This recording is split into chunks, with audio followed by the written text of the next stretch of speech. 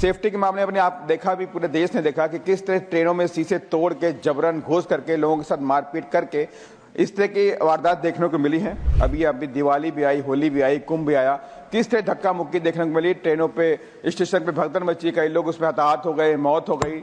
इस तरह की चीजें हैं, इसको भी सिक्योरिटी और सेफ्टी को लेकर अभी रेल मंत्रालय को और ज्यादा इस पर काम करने की जरूरत है। वाकई ट्रेनों में स्वच्छता का भी इशू है। अगर वंदे भारत की बात को छोड़ दें तो वाकई राजधानी तक की ट्रेनों में स्वच्छता का इशू देखने को मिले। तो मैं माननीय मंत्री जी से ये भी रिक्वेस्ट करूंगा कि गरीबों के लिए भी एक कम बजट की वंदे भारत चलाने का भी काम करें। श्री राम जी।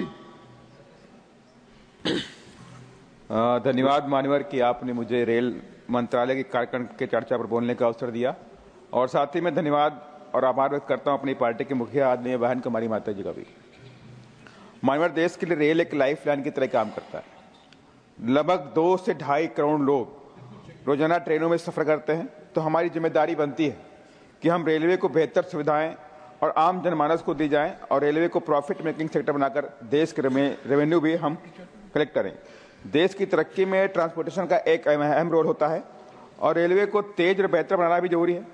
कुछ पॉइंटों को लेकर मैं माननीय मंत्री जी से चाहूंगा इस पर संज्ञान लेंगे, क्योंकि ट्रेन में स्वच्छता का इशू भी फौजिया खान ने जी बताया।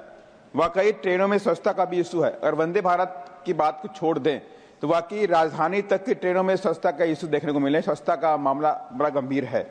साथ ही सेफ्टी और सिक्योरिटी का भी इशू है। कई बार ट्रेनों का एक्सीडेंट हो जाना, डिरेल हो जाना, अभी भी हाई टेक्नोलॉजी होने के बाद भी हम उसमें भी काम नहीं कर पा रहे हैं। सेफ्टी के मामले में आप देखा भी, पूरे देश ने देखा कि किस तरह ट्रेनों में शीशे तोड़ के जबरन घुस करके लोगों के साथ मारपीट करके इस तरह की वारदात देखने को मिली है।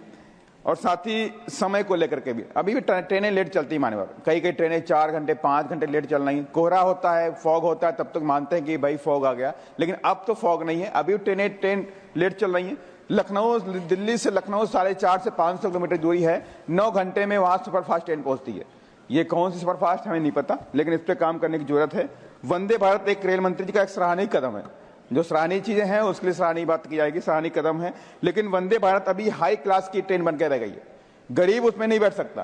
तो मैं माननीय मंत्री जी से ये भी रिक्वेस्ट करूंगा कि गरीबों के लिए भी एक कम बजट की वंदे भारत चलाने का भी काम करें। मान्यवर, अभी भी जनमानस की तकलीफों के साथ में, धक्के मुक्के के साथ में जर्नी करनी पड़ती है। अभी दिवाली भी आई, होली भी आई, कुंभ भी आया, किस तरह धक्का मुक्की देखने को मिली। ट्रेनों पे, स्टेशन पे भगदड़ मची, कई लोग उसमें हताहत हो गए, मौत हो गई। इस तरह की चीजें हैं, इसको भी सिक्योरिटी और सेफ्टी को लेकर अभी रेल मंत्रालय को और ज्यादा इस पर काम करने की जरूरत है। साथ ही मैं माननीय मंत्री जी से ये भी चाहूंगा कि रेलवे के ट्रेन के अंदर अभी एक्स्ट्रा जनरल बोगी लगाने की भी खास तौर से जरूरत है।